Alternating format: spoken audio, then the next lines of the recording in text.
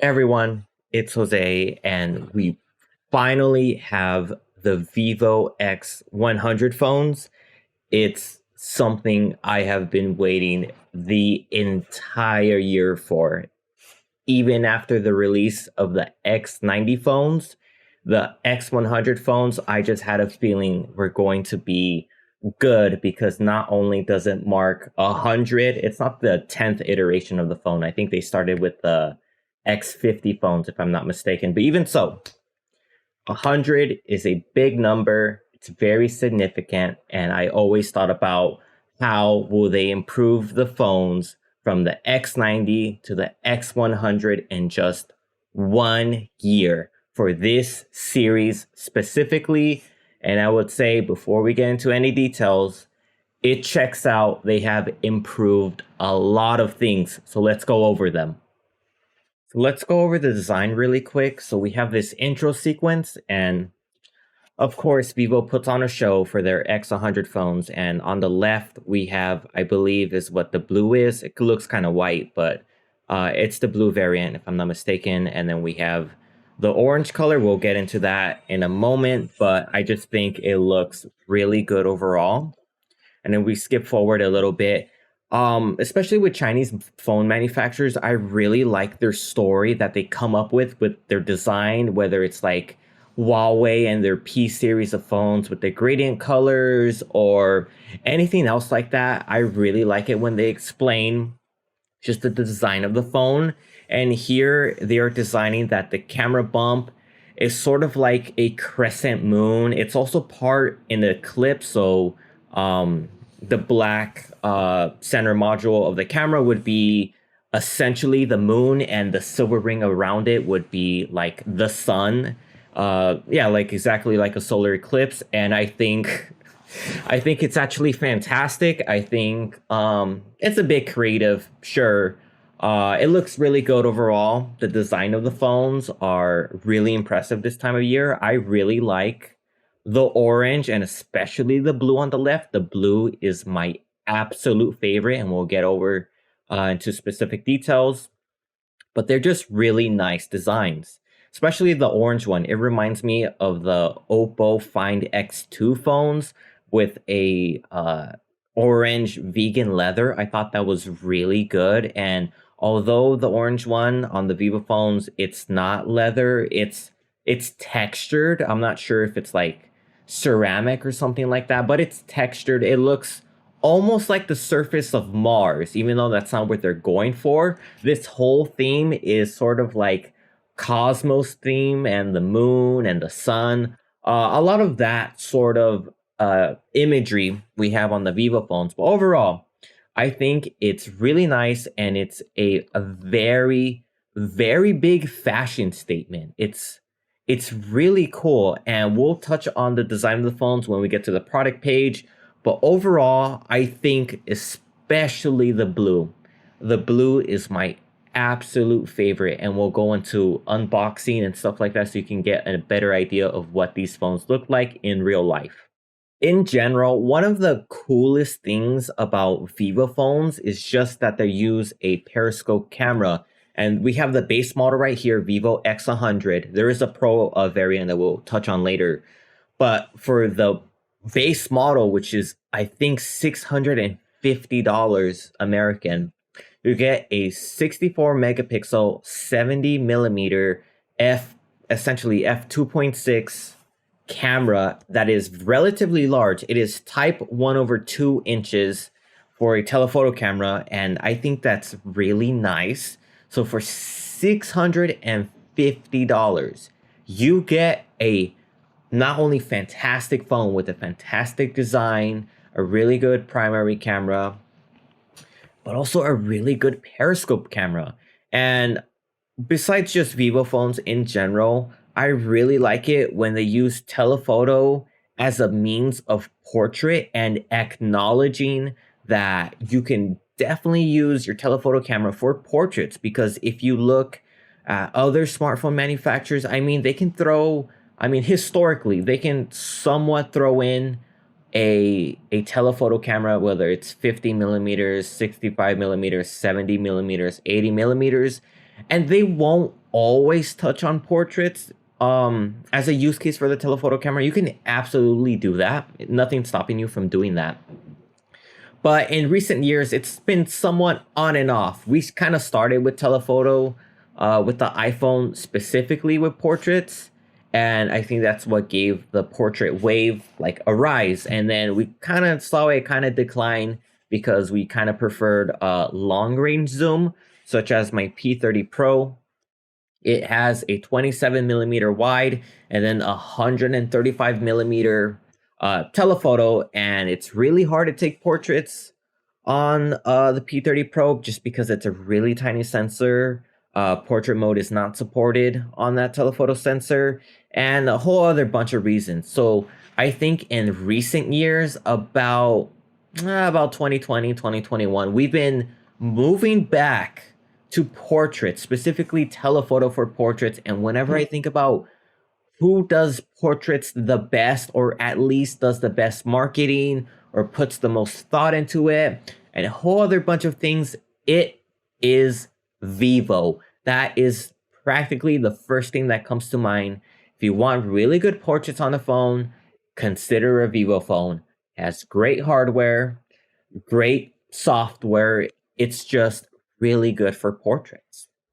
And then something, if I'm not mistaken, is that like the Xiaomi 13 and 14, the telephoto unit has a floating lens design where it can focus, I believe, from, let's say, 3 centimeters or 4 centimeters all the way to infinity. I hope I have that correctly. I think definitely the Xiaomi phones have that. The 13 and 14. The 12 might have it, but I don't think it has it. But if the Vivo phones now have a sort of floating telephoto design where you can take macro shots with it, I think that's exactly what this is. It looks really nice because I think this bokeh is natural. It is all natural, is what I believe. And I mean, it's not hard to believe either. The Xiaomi phones have this level of bokeh for their telephoto lens for macro mode. And yeah, just macro mode on telephoto is something I've been wanting to try out for a long time. And now that the Vivo phones have it, it's just really good news and I really like it. And then we have something I kind of didn't expect, so let's break this down. So for a while now, the Vivo phones have had focal lengths, definitely portrait styles like bokeh, but I think focal lengths as well, where it sort of mimics a focal length and a bokeh style of real Zeiss lenses, which I think is really cool. But something that they're sort of introducing, if I'm not mistaken, is more focal length for their phones, if they're not doing this already. And if we look at this page right here, we see the wide, which is defaulted to 24 millimeters. And then we have a preset digital zoom of 35 millimeters, 50 millimeters still on the main sensor. And then we switch to the telephoto sensor, which is fixed at 70 millimeters, but we have a portrait style of 85 millimeters and then 100 millimeters. And the Pro phone does have 100 millimeter fixed focal length. So on the Pro model, this would be the regular focal length, but if you have the base model, this would be a digital focal length. And what really caught my attention, this would not have caught my attention if it did not appear on this page right here. 35 millimeters. Now, 35 millimeters is very popular in film photography. It's practically the standard. In a lot of different situations, even with digital photography, it's still somewhat a standard. And I'm just thinking to myself, besides who did it first, is Apple with their recent iPhones. I wonder if they had any influence on Vivo in whether Vivo had this already or not. I'm not sure. Adding a 35 millimeter digital focal length for the main sensor. Because if that's the case, I just wonder why. I've also tweeted about this before. If it takes Apple to do 35 millimeter, even at a digital focal length, for others to copy, whether also a digital focal length, or at a native focal length. And that reminds me of the Nubia phones, the Nubia like Z50S Pro and whatnot, and other Nubia phones have a defaulted focal length of 35 millimeters for their main camera. Like I said, Apple's not part of the entire equation. 35 millimeters is just, like I said, like a golden kind of standard for film photography. And whether Apple had any influence on Vivo introducing it to the X100 phones, that's just what really catches my attention. Is well, again, Vivo has done I think digital focal length presets before, definitely with their Zeiss lenses, in combination with their Zeiss bokeh styles. But I'm just wondering, is the future of all smartphone photography digital preset focal lengths? Because if that's the case, that's not a bad idea at all. I really like that idea. The only thing I'm somewhat confused about is, why did Apple do it? And why do others feel the need to copy them? Because long story short, Apple somewhat lied about having, I think, 7 lenses and only 3 cameras. And 3 of those lenses were digital focal lengths. Yeah, it was because the iPhones are what, 24 millimeter defaulted, and then there was a 28 millimeter digital, 35 millimeter digital, and was it 50 millimeter digital or just a 2x of that? So that would be 46. But either way, digital focal lengths, I predict, are somewhat the future. Somehow, not complaining. The only thing I would really, really, really appreciate is if users could input a custom value for digital focal lengths. So for example, let's say on the Vivo X100 phones, you could input any value at all. Let's say I wanted specifically a 135 millimeter focal length preset on the telephoto camera. And Vivo would just let me input that value, and that whenever I want to switch to 135 millimeters, it would just let me switch to that digital focal length. Or even like 500, if I'm pretty sure the Vivo phones allow 500 millimeters. But yeah, just overall in general, I would want to see just option for all phones, not just Vivo phones. This could be Apple phones, Samsung phones, Xiaomi phones, whatever phones, just custom preset values for focal lengths. I would seriously appreciate that. That would be awesome. And then before we move on, I'm just going to touch on what I think are the best scenarios for each focal length. So we have 24 millimeters, that's your standard, that's your fixed focal length on your main camera. Very, very basic. I seriously hate anything shorter than 35 millimeter. Moving less than 27 millimeter is a huge mistake. I'm not going to get into that argument again, but I absolutely hate it. So for your 24 millimeter focal length, I mean, it's fine. It's your standard somewhat focal length. It's your fixed focal length.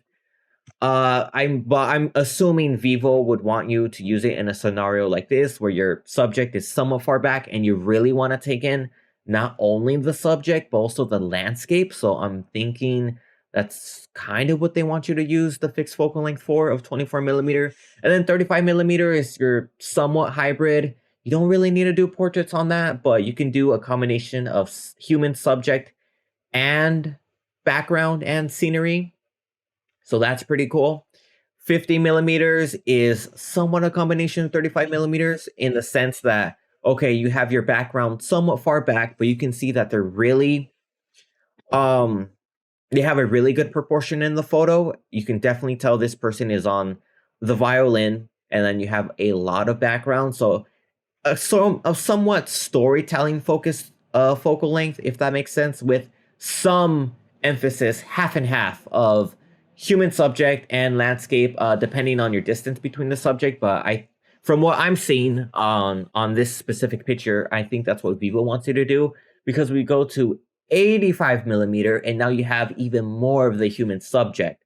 Not quite a headshot, but definitely something very nice, elegant, and tells a story. And because we have so much bokeh right here, It is more human focused than it is scene focused as well. You can definitely get more bokeh right here in the middle, but I think this is the right amount. And then the 100mm, this is 100% your headshots for just head portraits, really nice, like profile level portraits, professional portraits, whatnot. That's kind of what they want you to do with it. Like I said, I don't object to digital focal lengths, but 24mm as a fixed focal length, I seriously just hate. And we should definitely do what Nubia is doing and move to 34mm standard fixed focal length on the main camera. And we're gonna quickly move on to this Weibo video because it's also in the Vivo presentation, but since it's very low quality, I can't really show you well. But just seeing this overall, we can see that, you know, Vivo really wants you to take portraits on your phone. Like, this is a really big emphasis if you buy a Vivo phone.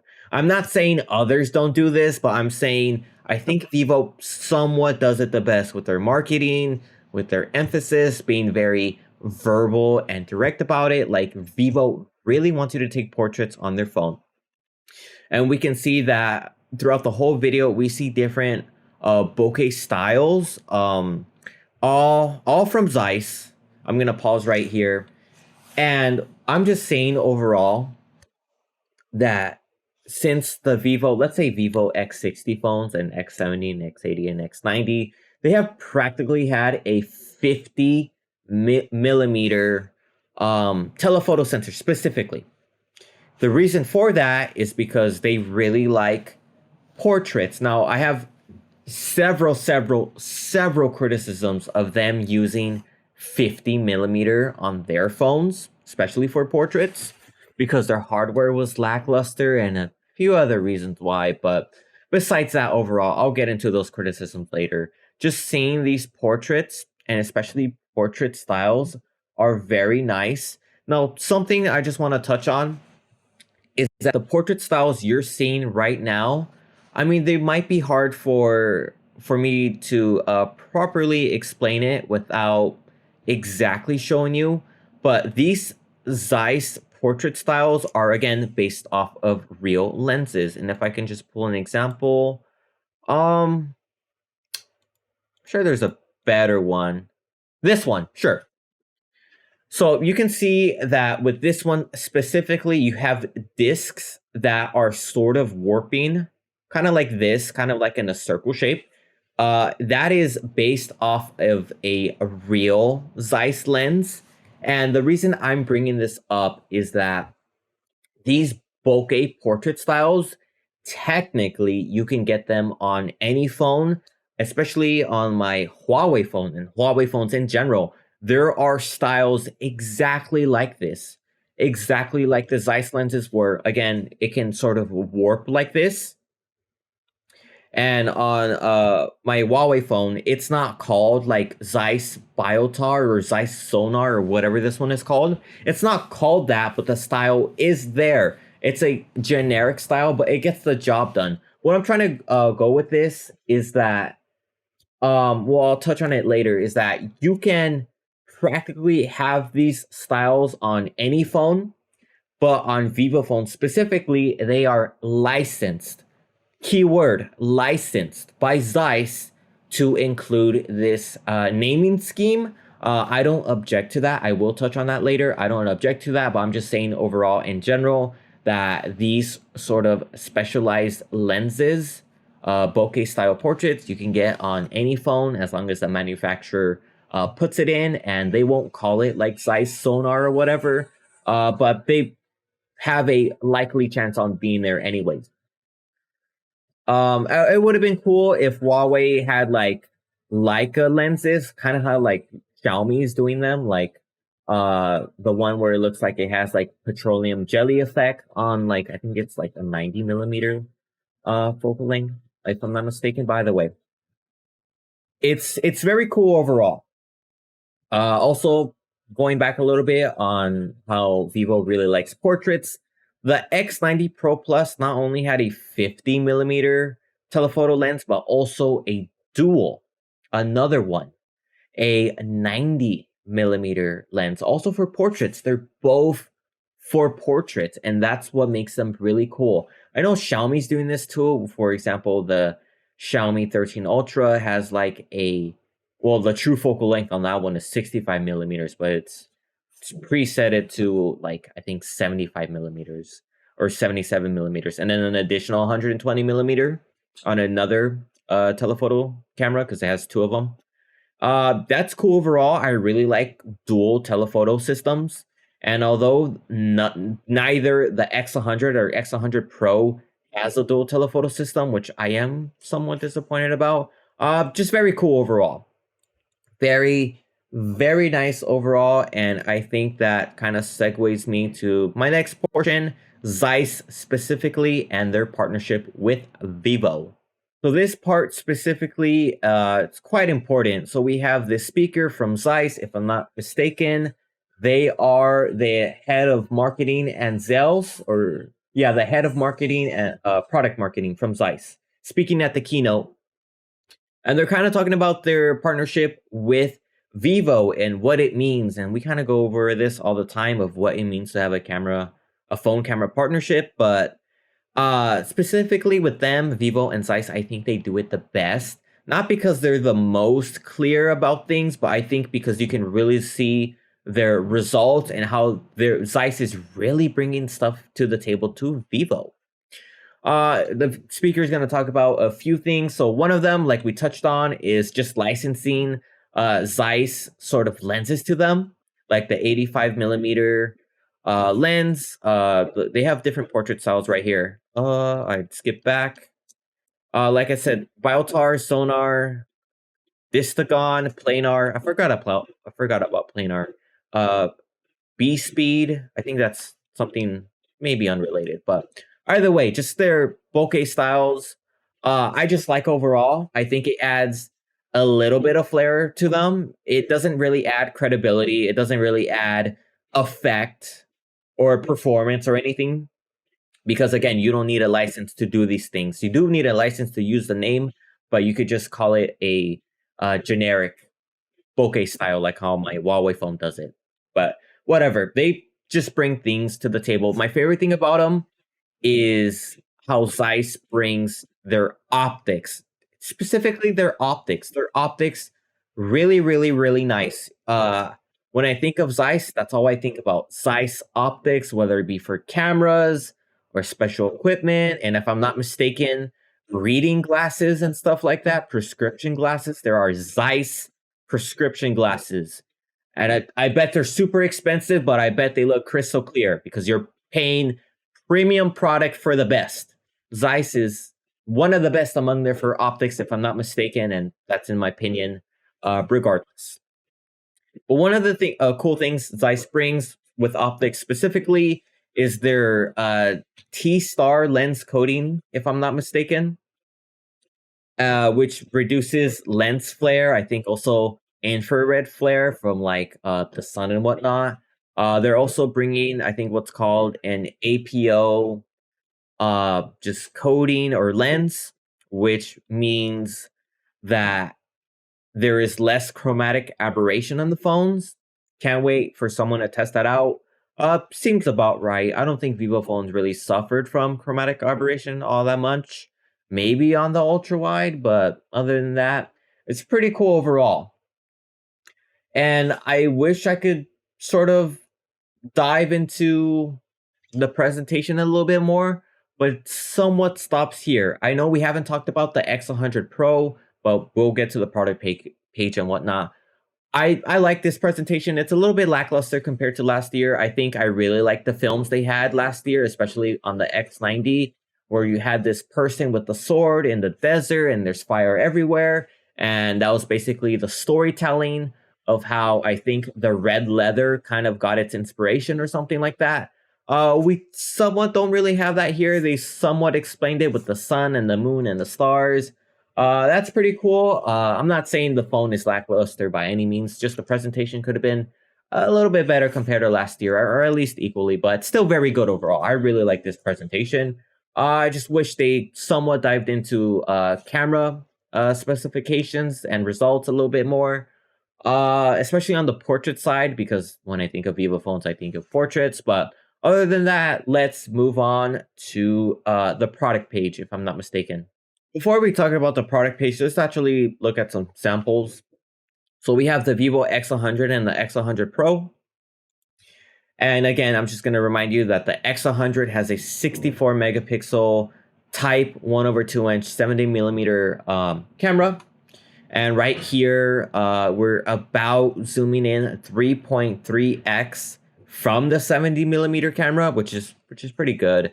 But overall, I'm just looking at this, and you're gonna see a lot of things. But look at the exposure of it. Just look at the exposure and look at the detail. It is extremely detailed for a, well, not only for a 64 megapixel sensor, but it looks really good overall. It is 3.3x magnification digital zoom from the telephoto sensor, and it looks really good. Like the sun is really exposed well. I don't know the last time I have seen a photo of the sun taken on a phone without being edited. I hope this is not edited. It looks like pretty much the Zeiss vivid colors. It just looks really good. Like you can definitely tell hints of orange a little bit. Besides it just being a white blob that is overexposed, it looks really, really, really nice. And with the Pro, similar focal length, 234 millimeter. This is actually 2.3x magnification from the telephoto sensor, because unlike the 70 millimeter fixed focal length on the base model, on the Pro model, we get 100 millimeter. And I will talk about kind of my criticism of why they even chose to switch from 70 millimeter to 100 millimeter on the base versus the Pro. But overall, very similar thing. Very nice picture, lots of detail, very nicely exposed sun. The only thing I want to bring up is that on the base model, we get a 64 megapixel sensor, type 1/2 inch. Somewhat same thing here. It's believed it is a 1/2 inch type sensor, but it's 50 megapixels. So I think it's a completely different sensor overall. Maybe it's made by OmniVision, maybe it's not. But overall, I'm really curious why they decided to just have a different sensor overall.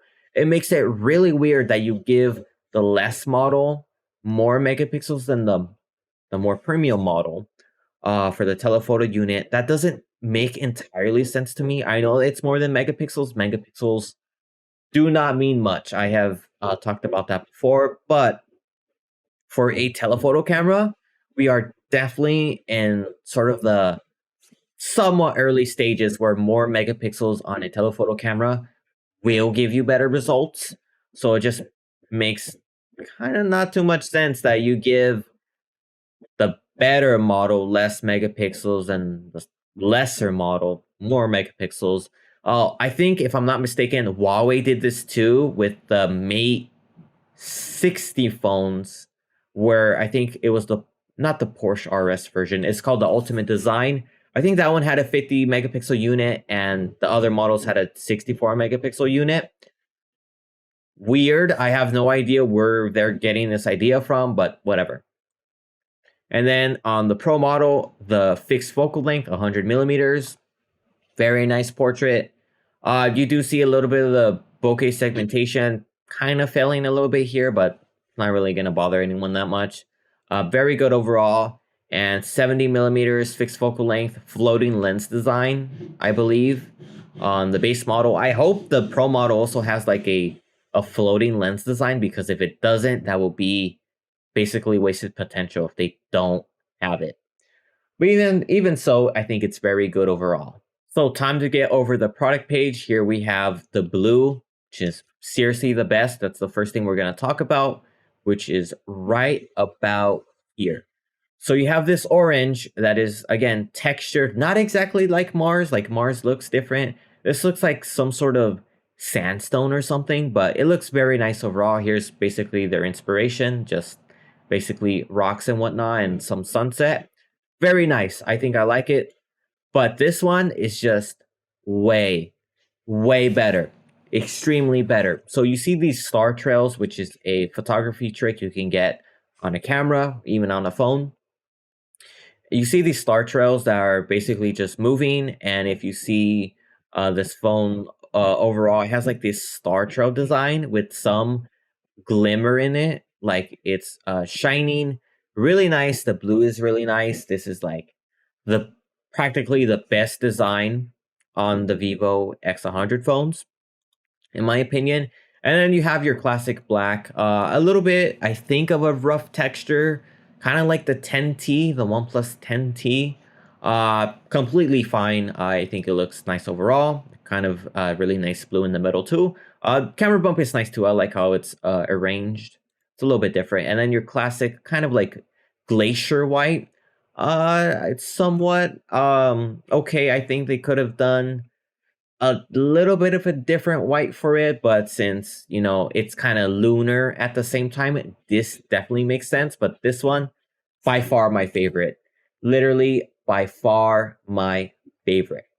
I will also show you an unboxing real soon about all of them. But something I just wanted to point out is that compared to the X90 phones, there is no red variant of the X100. At least I don't think so, because there were leaks about it where I think they did show a red variant. That's not here. Maybe that's going to be on some sort of X100S model or some updated iteration of the phone for some reason, or maybe on the X100 Pro Plus, which we will talk about later on. This will be the last thing we talk about before we end this video is the X100 Pro Plus, which did not appear. But besides the case, there is no red variant, and that actually does kind of disappoint me because the X90 with the red leather, I thought it was really sleek. It made the camera bump look really nice, really premium. I loved it so much that I'm going to show it right here. This is my Poco X3 Pro, and it has, I put a red leather case on it. Actual red leather case, not real leather, but just red leather case. It looks amazing. I'll show you it again. It looks like somewhat like the X90, especially with the camera bump. It looks like a really nice phone. It looks like this phone is worth at least $800, at least, in my honest opinion, because it looks that good. And we'll touch on the camera right about now, but if you see this silver ring right here, I do like the silver ring. The only thing is that I like the combination of like a gold silver. I think it looked really, really, really nice if it had gold silver accents instead of a regular silver. I'm not really going to complain about that too much. That silver is beautiful finish, but a really light silver gold color would have been amazing. And I hope that's not it for this. We already talked about the specifications a little bit. The IMX920, very reliable sensor. It's relatively large. It's kind of fine. And we just have some samples. A lot of sun theming this time around. Like I said, the exposure of this is really, really nice, but I think that's fine. And just some samples. So I think we should move on to the Pro variant. Here we have the X100 Pro. Something that I legitimately do not understand is why they have the IMX989 Type 1 sensor. They, for the first time, I've never seen this before, they put a specification different than what everyone else has been putting for the IMX989. Like, I'm pretty sure it's not a refresh of the 989. Not even like an updated model or a special variant for the Vivo X100 Pro. I think this is exactly the same IMX989. And for whatever reason, they put this size of a sensor, which no one has ever done before. Because to sort of explain it, they always put 1 inch for the IMX989 because that's kind of what we've been led to believe. But they put 1/0.98 inch, which is, if you round it up, it will turn out to be an inch. In this regards, or just in this matter for sensor sizes, because they're not actually 1 inch, but whatever. It's just really weird overall. I have never seen that before, and that makes legitimately no sense why they will feel the need to change it up. I'm not exactly mad at them. I have no reason to be mad at them for putting this information in, but from what I have seen, the basically IMX989 was practically just 1 inch, and now they put a little bit less than 1 inch. I don't know if they're trying to make some sort of statement. I don't know if they have some obligation to actually put the right size for the sensor this time. But I guess we'll have to see with other phones, other upcoming phones, if the IMX989 is actually this sensor size specifically, because it just does not create sense. It just doesn't make sense. It creates a lot of confusion for me. Now, something we have to talk about is the V3 chip on the X100 Pro. So I think it's every 2 years. What Vivo kind of basically does is they make a new iteration of their image signal processor, ISP, which is basically responsible for taking in the bandwidth of the data from the camera sensors and process them and whatnot. And it makes it somewhat responsible for the Vivo phones having really good HDR capabilities, among the best, especially with exposure and clipping highlights. But something that just really, really got to my head recently is that whenever I think about the V3 chip or just the V chips for Vivo phones, I think it is, in my mind, equivalent to the way we see Tensor for Google, Bionic for Apple, Kirin for Huawei, in the sense that Tensor, Bionic, and Kirin are responsible for making the phones that they were made for just come out to be really, really good, especially in the camera department. And for the V3 chip, although it's not a system on a chip, it's not gonna run Genshin Impact for you, because it's not made for that. It's just made for camera bandwidth and whatnot. I sort of see it that way. I sort of see the V3 chip as sort of its own system on a chip, but specifically for just cameras, which is basically just what an ISP is. But the same way I see Tensor for Google and Kirin for Huawei, I see V3 for Vivo phones, and I think that's really cool. And since the Vivo phones and the iQOO phones have this V chip in them, I think that is literally responsible for just them taking really, really, really good HDR photos on the iQOO phones and the Vivo phones. It's just really that good. Also related is that, well, I guess we'll touch on that later, but the V2 chip, it's still on the base model of the X100.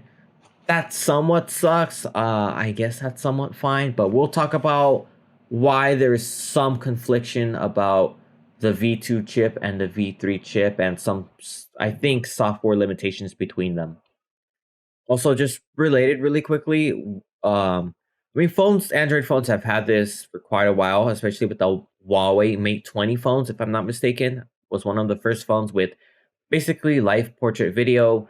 I mean, Vivo phones have them now, but I think what Vivo really made it seem is that they have really, really good live portrait video. I mean, I don't like the camera quality of the video. It looks very soft and inauthentic to how real cameras do bokeh, because it's real on real cameras and simulated for phones.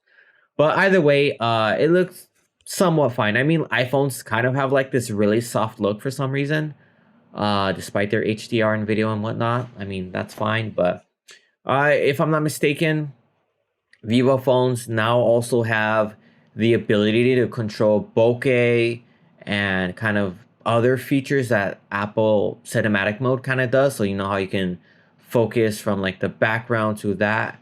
If I'm not mistaken from the keynote, think that's what these Vivo phones have as well, which if that's the case, that would be really cool.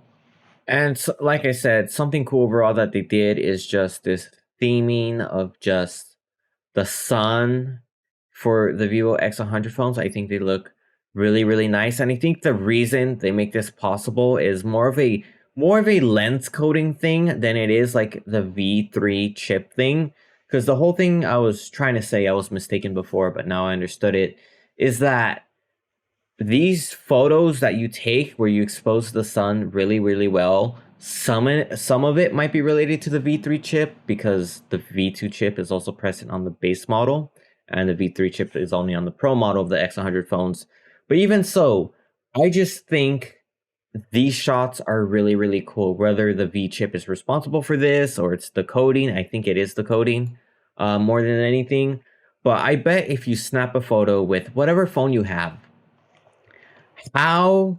what is the chance you would get a photo like this where you can see a gradient on the sun, exposed for the shadows, which is practically everything in the landscape because this is basically the exposing highlights, or just very high exposure clipping highlights.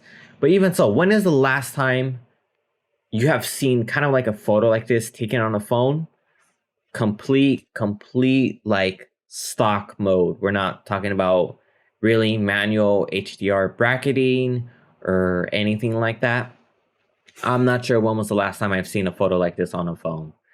It just looks really, really, really, really nice. And again, this is on the telephoto sensor, not the main sensor, the telephoto sensor. And that's what makes this very, very, very compelling to me this time around. I think, like I said, the Zeiss optics can really make a difference when you pair them with Vivo's really uncanny HDR. This is even uncannier than the night HDR that we're already used to, because Vivo phones have the best, basically, HDR for nighttime and indoors. And with here, and just low light in general. And with here, it is considered somewhat low light, but just on the Periscope camera, this is insane HDR. Insane HDR. Very good detail, very good exposure HDR. It's just really cool. And that's why Vivo phones are literally the coolest. And then we have Vincent. Once again, go subscribe to Vincent. Vincent does really cool videos. I really like Vincent's videos, especially in the unboxing videos. So Vincent has basically all the models, white, the black, the orange, the blue. Not in that order, but we'll get to that in a moment.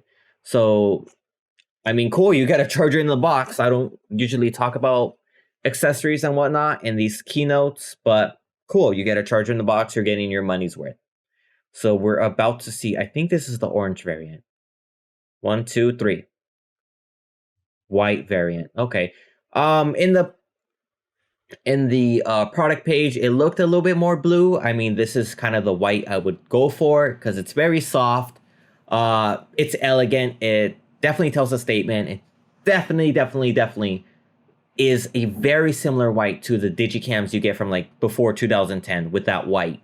Very, very, very nice. I really like this white. I thought the white had a little bit of a blue accent, kind of like the moon, the moonlight sort of kind of white.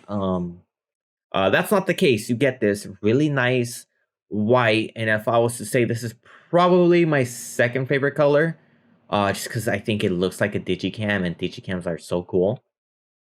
I mean, the orange is really cool as well, but this time around, I just wasn't feeling it. This white is really nice, really elegant. The silver makes sense for that one, but for the blue variant, the silver and gold kind of combination would have been better. So let's see what color this is. It might be orange. No, it's the blue. Wow. The blue variant, like I said, my absolute favorite. It tells a very nice story, and it's very reminiscent of what I see Huawei phones and the P series of phones. I know the P series are phones kind of have like a gradient. And recently they sort of switched it to kind of like I don't know, it was the Rococo white with the gold or whatever. That looked really cool. so that wasn't a gradient. But even here, this really, really, really soft color, really nice.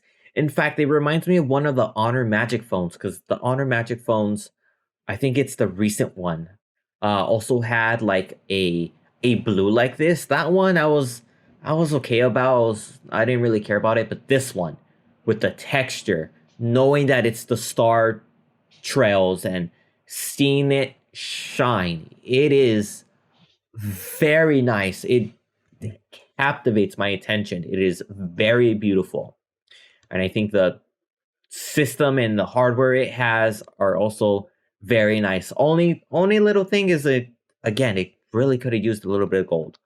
So let's see what this one is. The black, like I said, kind of reminds me of the 10T. A very standard color. The white and black colors are your very standard color, no matter what phone you get. Like I said, kind of texture like the 10T. Pretty cool. Not too crazy about it. I think you could do way better. And this orange one, not as a deep orange as I was thinking. From the product photos, this orange is actually better. I am somewhat feeling it. Not too much. And you can see the previous phones. This is the X80, X70, if I'm not mistaken, and now your X90. The X100, the X90. This is the X90. The red color, like I said, I really would have wanted the red color. It didn't come this time around. Hopefully the Pro Plus has it. But also hopefully the Pro Plus has the blue model, because I really like the blue model. I would really kill for it. The texture, really nice. Kind of reminds me of like fish or like a squid. Not a squid, but just like the scales of a fish or something. Really nice, really elegant phones. I really, really like them. This is a competition. Xiaomi, Oppo, you have Vivo and Huawei. With the white colors, pretty cool. Xiaomi did it nice. I really like Vivo more. And then Huawei, somewhat same thing. I think this design really cool. I know the Honor phones have had that recently too, but Huawei never disappoints. Neither does somewhat Vivo. But yeah, very cool designs overall. And then right here we have Lim Reviews. Please go subscribe to them. And we're just going to get very quick and early thoughts about the phone. But what I really wanted to see was, again, more of the blue. Blue is awesome. I really like it. I was not expecting that. Very, very, very awesome. But also very important is we're going to see some camera examples and also the camera software. So you can see right here, 0.6x ultra wide. Main sensor, 2x from the main sensor. This is the X100 Pro. So that gives us 4.3, 100 millimeters right here, and then 10x.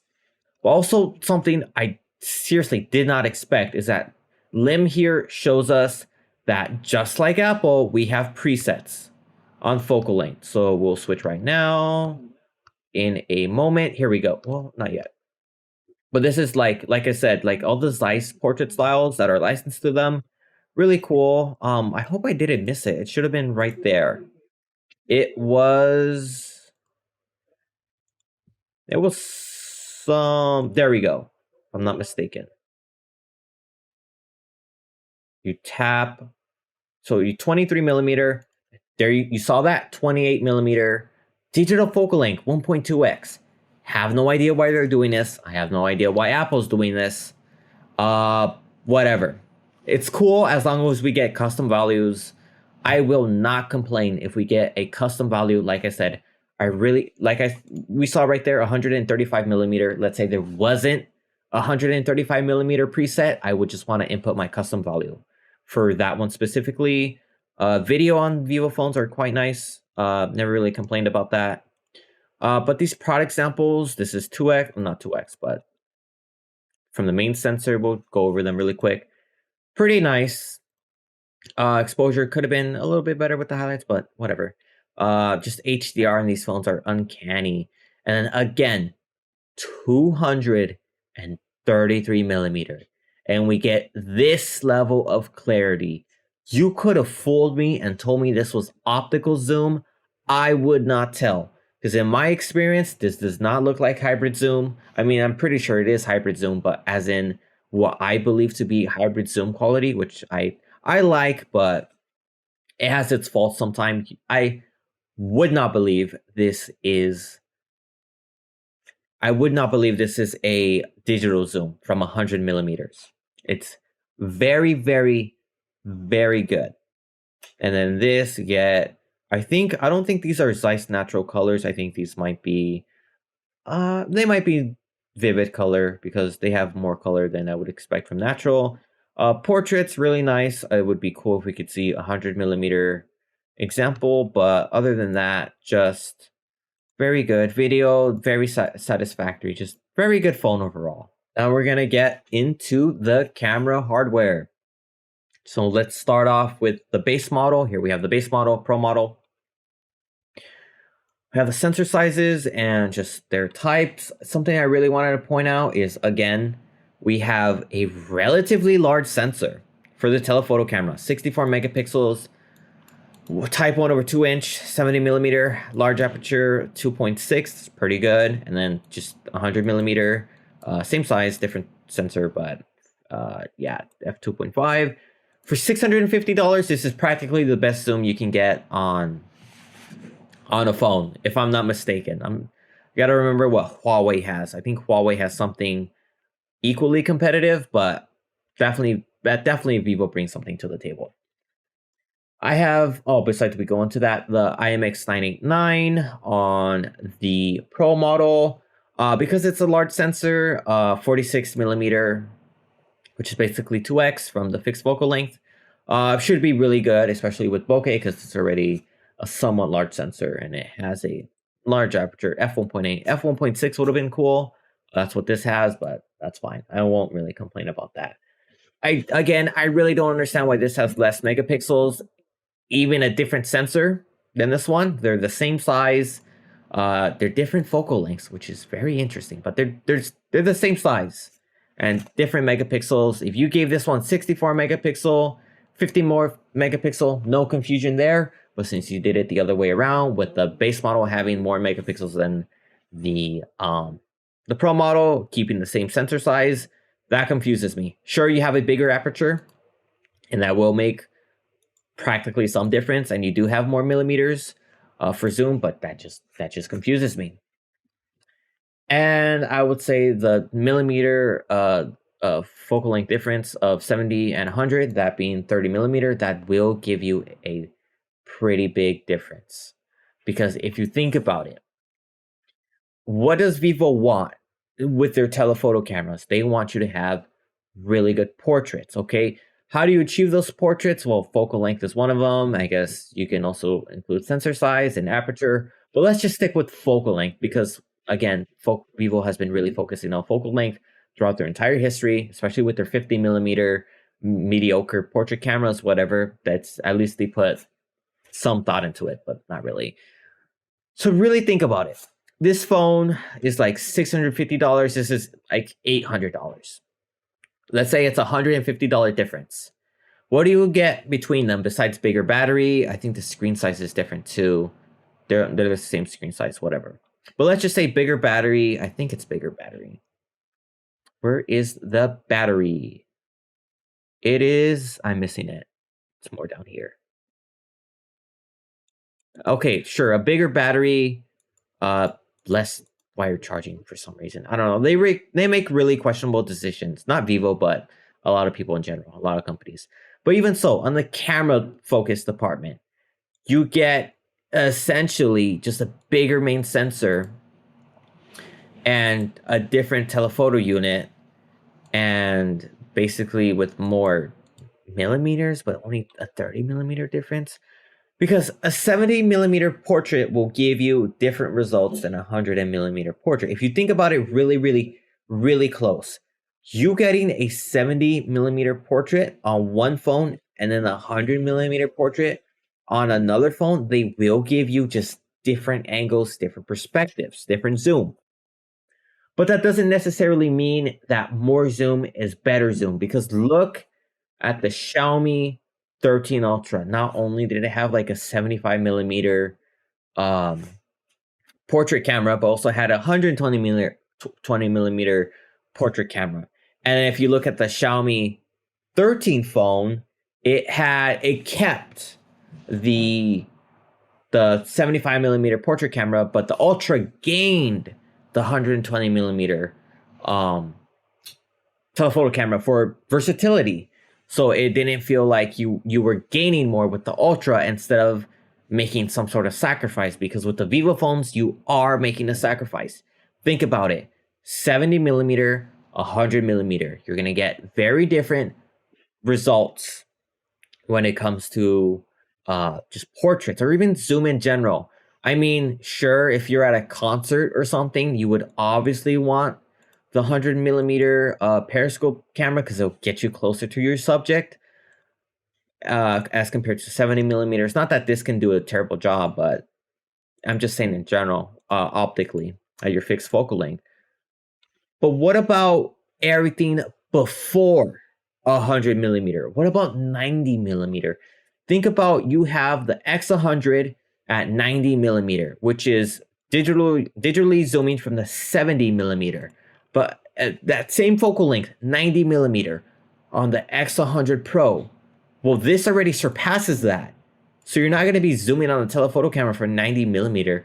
You're going to be zooming in on your main camera sensor. And that's where the versatility and the distinction between the X100 and the X100 Pro, it falls. It's very unstable. It doesn't make sense if you're shooting at 90 millimeters. You're going to take it from the telephoto camera. It's going to come out well. On this, you're going to take it on the main camera. It's going to be really questionable. Even if Vivo does like that sort of like hybrid zoom, where it not only takes samples from the telephoto camera and the main camera and kind of merges them together based off of focal length. It just kind of fills in the blanks whenever it can. Even if the Vivo phone does that, it's a really weird trade-off that does not make any sense to me. And that's my biggest disappointment about Vivo with the X100 phones, is that they could not come up with a good distinction between the X100 and the X100 Pro. If anything, the X100 Pro, although it would not make any sense for them to give him a 70 millimeter periscope and a 100 millimeter periscope, because not only will that take up quite a bit of space, but it's also going to be kind of expensive. And that 30 millimeter trade-off is definitely not worth it. If you gave it a 70 millimeter and a 120 millimeter or 135 millimeter, or even more than that, then I would not complain, because I'll be like, whoa, we have a Pro phone that's really competitive with the Xiaomi 13 Ultra. Because it has a dual telephoto setup, and it's not even an Ultra phone, it's a Pro phone. That will make a statement. That will make a big statement. But having this distinction of 70 millimeter versus 100 millimeter on the Pro and non-Pro phone, it's really weird, especially when you think about the 90 millimeter digital zoom example I was talking about. So it's really, really weird.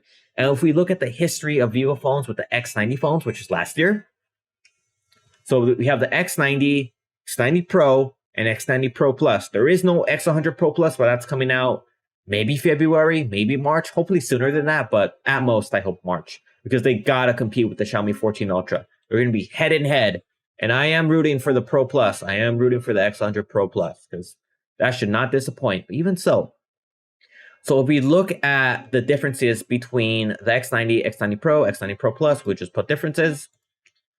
So this had a smaller sensor. This had the IMX989. This also had the IMX989. Okay, so we see a distinction between the main sensor. Okay, we got it. We saw the distinction with the main sensor on here too. They have a different main sensor. The Pro has a better main sensor, and the base model has an inferior main sensor, right? Okay, look at the telephoto units. We went from 12 megapixels and an aperture of f2.0 and this sensor size. And on the Pro model, we jumped up to 50 megapixels. We jumped up to a bigger aperture, and we jumped up to a bigger sensor size. Same focal length, but now you see the distinction between the telephoto cameras. You got the better telephoto cameras on the Pro model compared to the base model, because it was a bigger sensor, more megapixels, bigger aperture, better overall. And then the ultra wide, I guess it just stayed the same. Sure, whatever. Same here. The ultra wide is the same. Sure, whatever. But even so, you made a very clear distinction between you getting something clearly better on the Pro if you really cared about 50 millimeter for some reason, even though digitally zooming in from the IMX 989 would be more than enough. In fact, it will probably be better. The only thing, it would be less megapixels, but that doesn't matter. This should have been 70 millimeter to begin with, and that's why I was really disappointed with the X90 Pro. Really weird phone, but whatever. And then with the Pro Plus, okay, you got the same sensor, same main sensor as this one, same telephoto unit on 50 millimeter as this one, an even better ultra wide, and even yet another telephoto camera, 90 millimeter, 64 megapixels. Pretty large size. Aperture is pretty okay. It could be way better, like f2.8, but even so.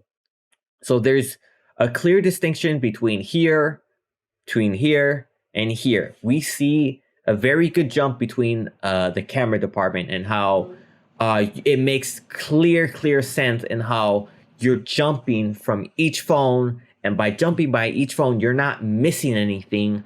You're gaining stuff. It's not like the X90 has something that is clearly better than the X90 Pro, and that is, and the X90 Pro has clearly something that does not appear on the X90 Pro Plus.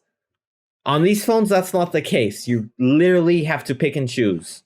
Same sensor size, same display size, of course, and bigger battery on the Pro model, but on the camera department, sure, you get a better main sensor, but you're somewhat missing out by having 100 millimeter versus 70 millimeter. And again, 64 megapixels versus 50 megapixels, different sensor type overall.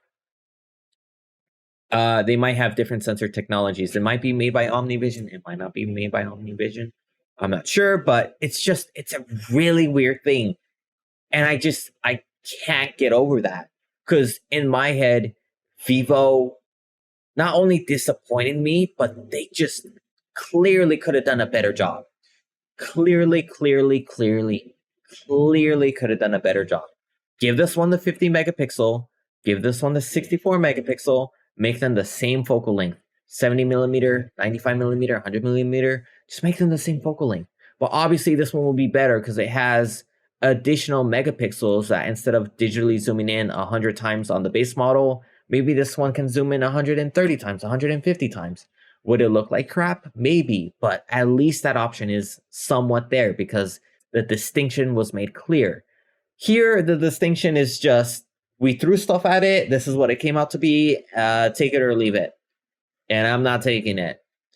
Very kind of disappointed with this aspect specifically, but besides that, I think that's about it for the Periscope unit.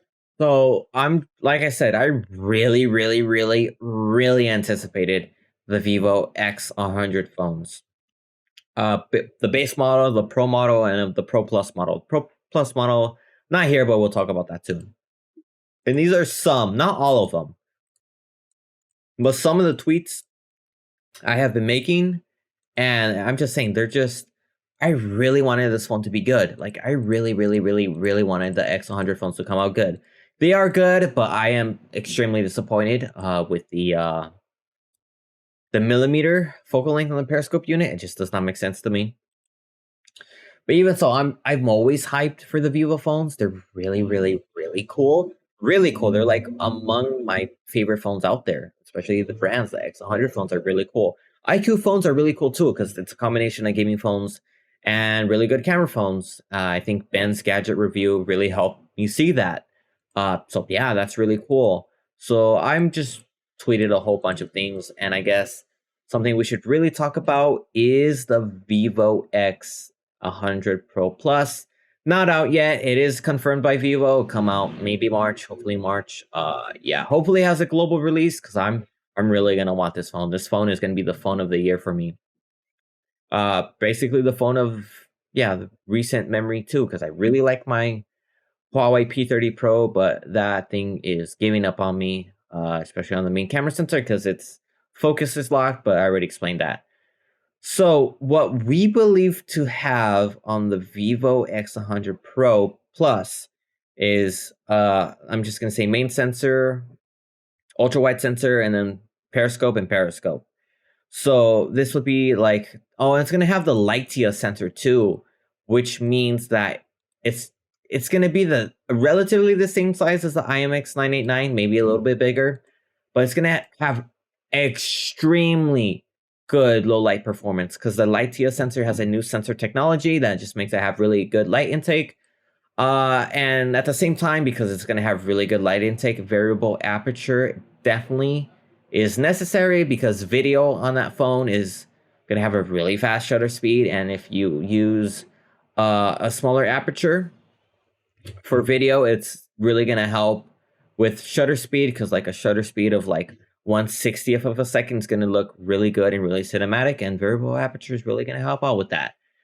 So hopefully these phones are going to have it, or this model's going to have it, because the Pro and the base model of the X100 don't have it. That does leave me disappointed, but if the X100 doesn't have it for all of them, that will be disappointing. But even so, my prediction is, sure, you have the Lightia sensor, you have, let's say the ultra wide right here. This is the periscope unit. Let's say this is the 100mm. Because if you look at the history of this, it makes no sense of why, with the Pro Plus model, why it would not have the same thing the Pro had, or at least better. So when we come to focal length, it had this exact same unit. This unit on the Pro is right here, exactly the same on the Pro Plus. And I think that's exactly what's going to happen right here. It's going to have the 100mm equivalent right here. It's going to have this exact sensor, 50 megapixels, same size, whatever, same focal length. I think that's exactly what this is going to be. This one is where things get really interesting. A custom-made 200 megapixel sensor by Samsung. I think it's like what the HP X2 or whatever Samsung calls them. Doesn't really matter at this point, but I think that's really going to be the case. And if that's the case, the focal length is going to be this one, 234mm, 233mm. It's going to be 10x. I think this is what it foreshadows it, because the not the Pro model, but the X100 and the X100 Pro, 23mm is basically the standard focal length. We're 10x of that right here, basically just 10x. So if you think about it, it makes complete sense that this is a 10x sensor, because that's basically what we got right here, just 10x. Well, of course, it's like 3.3x from the telephoto unit, but just 10x in general. And I legitimately believe we get 10x optical, 200 megapixels. It is going to be literally the best phone of the year. I don't think anything's going to top that. There's no way anything's going to top that. And that's going to make it really, really, really, really cool. I mean, I've said before, like, oh, I hope it's a 90mm sensor, and this sensor size, which is really big for periscope. And because practically the Oppo Find X6 Pro and the regular Model 2 has, I forgot what it's called. Is it the IMX890 type 1/1.56 inch 65mm? It's really good. Really, really, really good. And if the Honor Magic 6 Ultimate also has a 200 megapixel camera, very, very competitive. I've also talked about rumored specs. I really hope it doesn't have this small of a portrait lens. But things have changed. Things have definitely changed. I think Vivo has definitely changed what they're going to put into the phone. But even so, I just think what I've predicted, this being the 100mm, this being the 230mm, that would be really, really, really cool. I mean, it makes sense that, it makes sense in general, but I'm not sure, because 2x on 100mm would be 200mm. That would give you really good lossless zoom. So this could be higher than that, like, I don't know, 350mm or something. That'd be really cool, because zoom's already good. Zoom's very good on the Vivo phones. So if they could extend this to like 400 millimeter, 300 millimeter, it's going to be a really, really, really thick phone. I'm pretty sure Vivo can pretty much figure it out. Whatever. But if they make this like a 50 millimeter and this one the 100 millimeter or the 90 millimeter, that would be beyond disappointing. They would be extremely disappointing, and I would never forgive Vivo for making this decision if they make this like 50 millimeter and they make this like, I don't know, 90 millimeter or something like that. Kind of how like they did it on the X90 Pro Plus, but whatever, that was still a cool phone. But I think that's it. I think I pretty much have talked about everything I've been wanting to talk about. Zoom is my favorite focal length. Anything above 135 millimeters is what I use, because that's basically what I've been trained to do on the Huawei P30 Pro. It's just that good. Telephoto is just that good. It's obviously I can't use it for everything, but in general, it's just my favorite. So I want to say thank you for watching the video. I'm super, super, super excited to see what 2024 comes in Q1 with the Vivo X100 Pro Plus. Because I'm hyping this phone to heaven, and if it doesn't deliver, it's going to be a personal loss for mine. I will say that. It will be a personal loss for mine if it does not live up to the hype. It needs a 200 megapixel camera. Because I'm ready to give up on the P30 Pro and switch it for the Vivo X100 Pro Plus. Even the Pro model is very satisfactory for me. But again, I'm hyping this up to heaven. It better deliver. So thank you so much for watching, and I'll see you next time. Bye bye.